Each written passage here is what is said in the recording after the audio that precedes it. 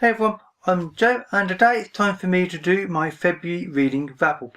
February was a really good reading month.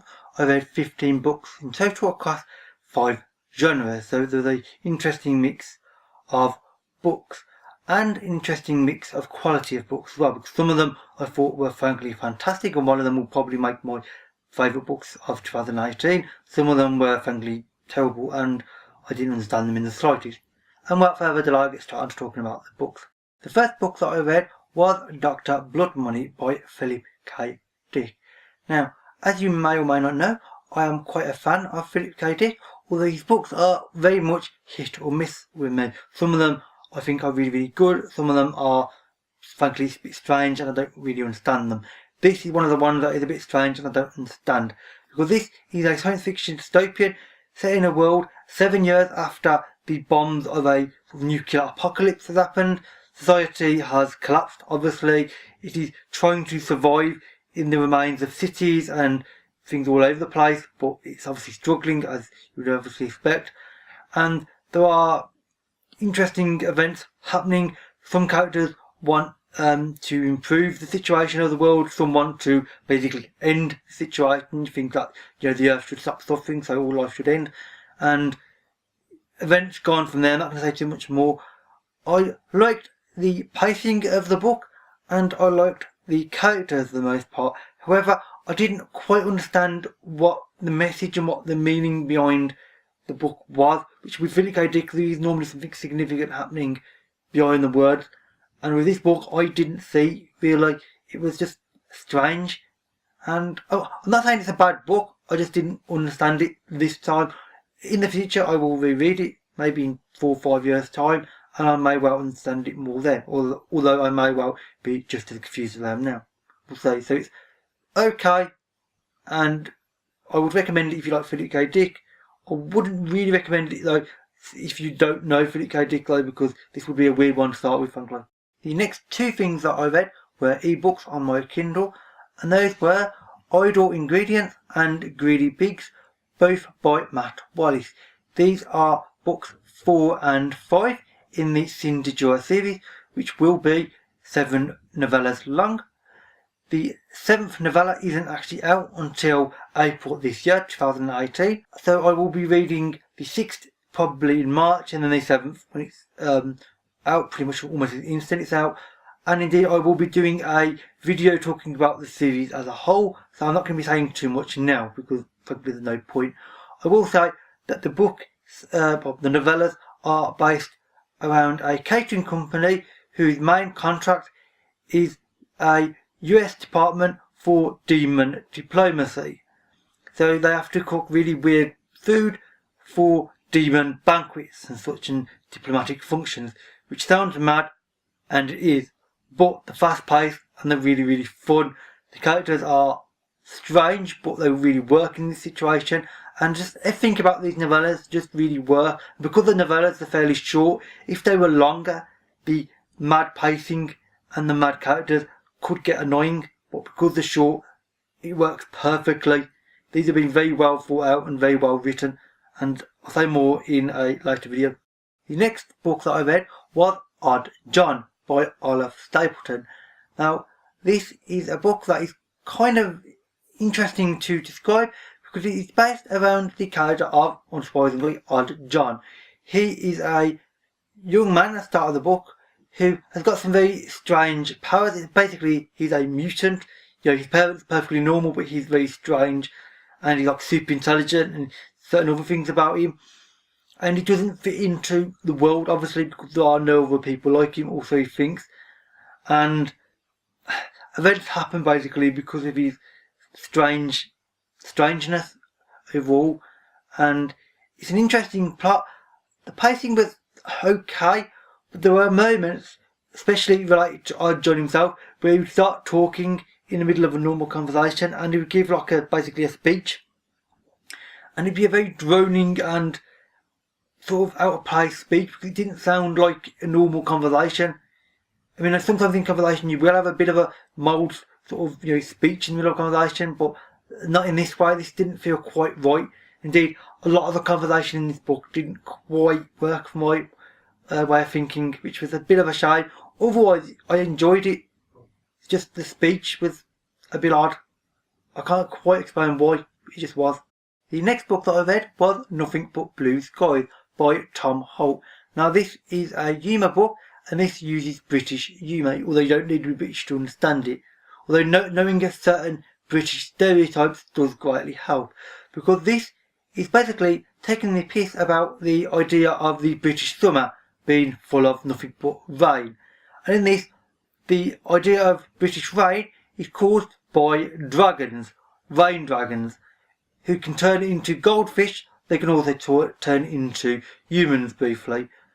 And that sounds really mad, and frankly, this book is mad. It's got some weird ideas. They do work well within this book though. The characters are strange, but they work. The plot is madcap and furious. There are a few moments, however, which you would expect with something like this, where there's a few moments which are meant to be funny, and I was like, really, that's meant to be funny? It's just more like quite bad taste, frankly. But this is humour that doesn't always work for people, and indeed, even for me, where most of the humour in this book does work, there were there moments where it's just, no, it just didn't quite work. But overall, I really enjoyed the book. The plot was mad, pacing was good, world was perfectly good, and indeed, it even mentions the city where I happen to live right at the moment, so, it's always nice when you read about your city being mentioned in the book in a strange way. The next book that I read was The Illustrated Man by Ray Bradbury, and I can say without doubt this will be one of my favourite books of 2018 already, because this was simply fantastic. Now this is a science fiction short story collection. The idea of the short stories are that they are tattooed on the body of a man. His tattoos, which he has all over his body, are alive, and when you watch them, they show you the stories, which obviously are the short stories in the book, and the short stories are vaguely linked in certain ways, certainly in terms of their theme and content, and I couldn't help thinking of The Martian Chronicles, also by Ray Bradbury, when I was reading this, because they have a sort of a Martian and space theme to them, unsurprisingly, and I loved all the short stories. The one or two that was nearly okay, but for the most part, nearly all of them were fantastic. It really shows that Ray Bradbury was well known, and indeed wrote tons of short stories over his life. I mean, literally hundreds upon hundreds, I believe. And these are some interesting themed ones that fit around this particular idea. And I would really recommend this if you like Ray Bradbury, or you've read The Martian Chronicles, or frankly to everybody, because this book is absolutely fantastic. It really is that good. I mean, I don't want to say too much more because it's short stories, I'll do spoilers, but yeah, I would say you should read this. The next two books that I read were The Mystery of the Blue Train and The Hollow, both by Agatha Christie. Obviously Agatha Christie is a well-known murder mystery writer. These are two books within her Hercule Poirot series, of which there are 41 or 42, roughly around there. And overall, I really did enjoy these. I'm not going to talk about the plots of these two books because there's frankly no need. They are set around in England, and they use the main character of, unsurprisingly, Hercule Poirot, who is a Belgian detective, formerly Belgian policeman. He's now over in England most of the time, and he's solving the various crimes that happens in the books. And the way he solves the crimes and the way he uses his little grey cells, he likes to say, is frankly fantastic.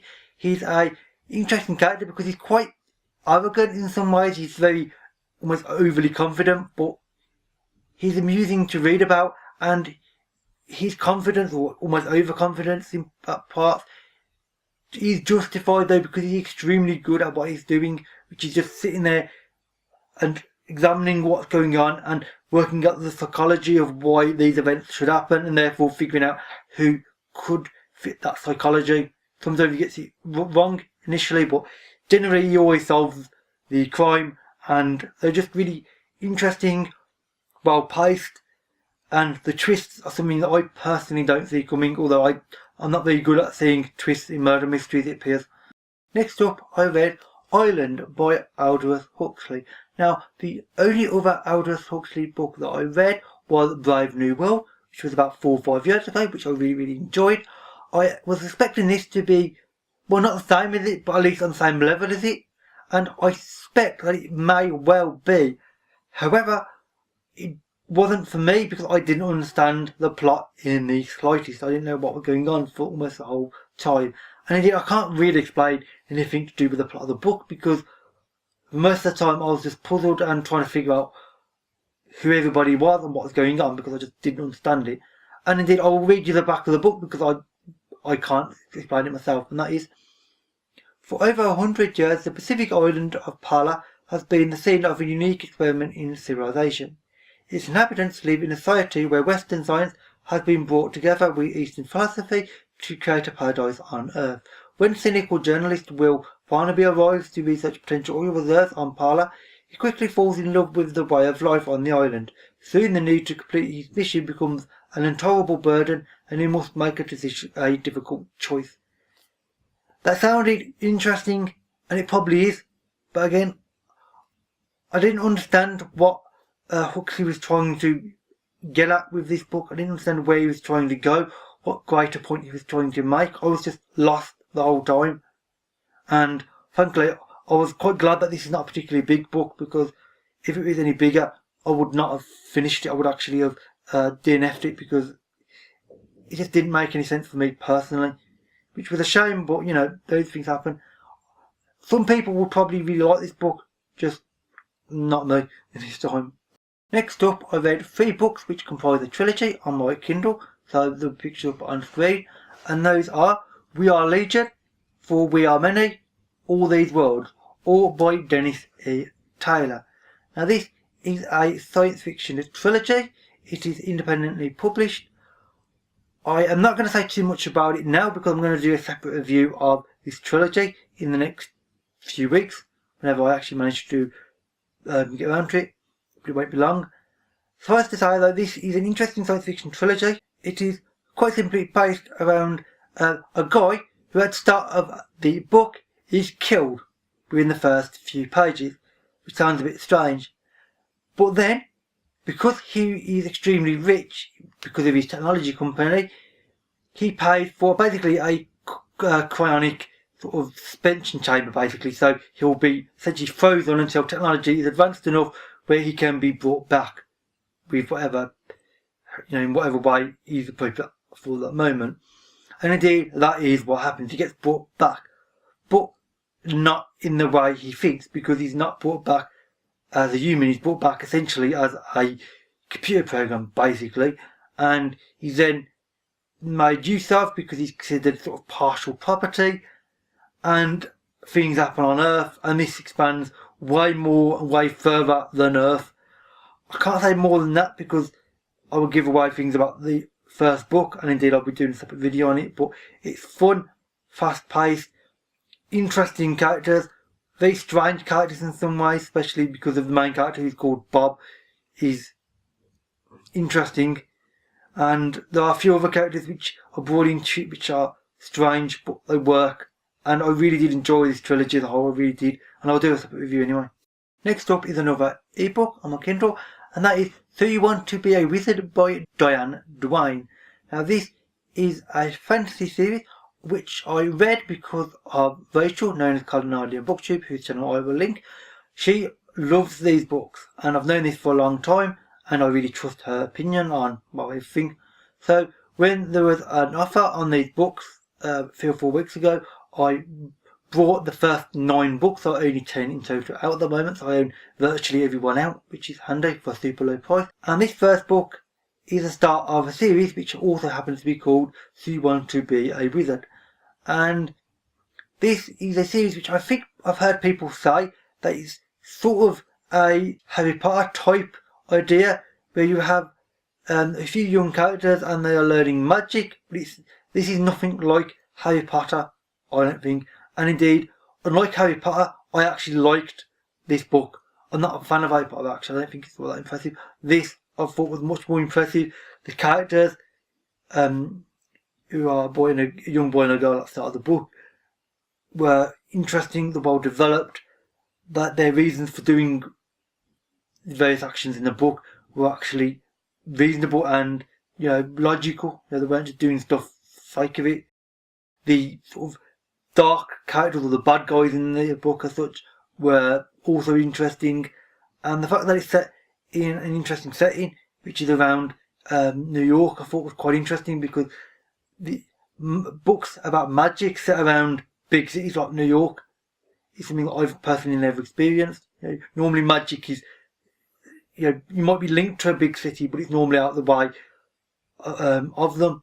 This isn't. This is directly in New York, and I really did like this. I may well do a separate video for this, or the series as a whole. I'm not entirely sure yet. And indeed, I don't want to say too much now. I mean, frankly, Rachel said far more intelligent things about this series anyway. So I think she did a video about this series, or about the first book, which I will link if I can find it in the description box below, because she basically says some really good thoughts about these books and makes a lot more sense than I am. The penultimate book that I read was To Say Nothing of the Dog by Connie Willis. This is the second book in the Oxford Time Traveller series, of which there are 4. The series doesn't really need to be read in order, however. The first book is separate, the second book is separate. The third and fourth book, which is called Blackout and All Clear, they are part 1 and 2 of the same book. It's basically one book split in 2, so they have to be read directly following one another. And indeed, I will be reading them in March and April, of which there will be a good reads group and a group read going, which I will link in the description box below. This is an interesting one. It's a world where time travel has been invented. Initially, years ago, governments got hold of it and they thought it would be brilliant because they'd be able to go back in time and change things and get resources and all sorts of things like that. And they realised that that doesn't work. Time itself doesn't let them, because of paradoxes and such. It just doesn't work. Anything they try to bring back doesn't happen. If they try and go back and change things too much, time will fix itself, the paradoxes will heal, and current time will still be the same. It'll just be slightly different historical events than the ones you previously thought of. And now the only people that use time travel are, unsurprisingly, historians, because now they can actually do field work directly in the field in the time that they are actually researching. So you can go back to, for instance, the Crusades or the Roman era or wherever you want, or in this case Victorian England, and investigate the land and the culture and the people directly. Obviously you need to fit in though, because otherwise you'll end up, you can be hurt, and the time travellers can actually, I think, could be killed in theory, although I haven't heard that yet. And this is an interesting one. The basic plot of it is the one woman in the book who is very, very rich. She's basically sort of donating money to the college in question, and basically she wants certain things from the past. She wants to know certain information. She's got quite arrogant and quite bossy, and all the characters basically don't like her. It's kind of a ridiculous sort of situation where they're all trying to sort of avoid her because she's really old and bossy and just she annoys them to death. So, and she's trying to send them back basically at her own personal demands to go and find out certain things about things that she's interested in. And this is about something fairly trivial as far as she is concerned, about the wider world is concerned, but it's really interesting, it's well written, it's got humour in it. It's also got a great big bulldog called Cyril in it, which is frankly a brilliant character. I really like Cyril, weirdly. A giant bulldog I wouldn't have been that impressed normally by, but in this it really does work. And overall the characters are just a bit mad, but just fun. And overall I just really enjoyed this book, and I really would recommend it until. Finally, the last book I read was A Plague of Angels by Sheri F. Tepper. I fully read this with Rachel over at Colorado. Your channel, obviously, as I've already said, will be linked. We had some really interesting discussions about this book, and I'm really glad that I fully read this, because I think I got far more out of it talking about it with Rachel than I would have alone. It starts off as a fantasy book, and you think it's quite traditional fantasy, where boys go into the big city to find his fortune. On his way there, a truck pulls up, and he jumps in the back of a truck and gets a lift to the city, and the city has laser cannons on its walls. So it's like, okay, this is not exactly fantasy then.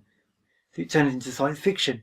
But it's not exactly science fiction either, because there's what appears to be magical creatures and stereotypical characters. I mean, one of the characters is called Orphan, one of them is called, I recall one of them is called Hero, and they do those roles.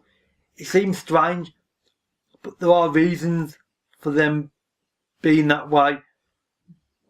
And this book is quite hard to talk about, and to be honest, I know that Rachel, in her wrap-up video last week, talked about this book extremely well and extremely intelligently. Well, she would, I mean, it is Rachel after all, she talks about everything intelligently. So I will link her video where she talked about this, because she talked about this far better than I can, frankly, and I don't feel as though I can add anything that she didn't already say. So I was just sort of repeating her words, which is pointless. So I'll go to Rachel's video and watch that, frankly, but it's an interesting book. Not my favourite, but not terrible either. Just unusual in many ways. So, with that said, that's it for all the books that I read in February. An interesting selection of interesting qualities of books with interesting genres. If you've read any of these or would like to, then please leave a comment. If you have any suggestions for books for me to read based on what I've talked about in this video, then please leave a comment as well. I'm always interested in new authors and new types of books to make me think about different things. All my social media links, as well as the various things that I said in the video, will be in the description box below. And with that said, that is it for this video. So thank you for watching, and I'll see you another day. Bye for now.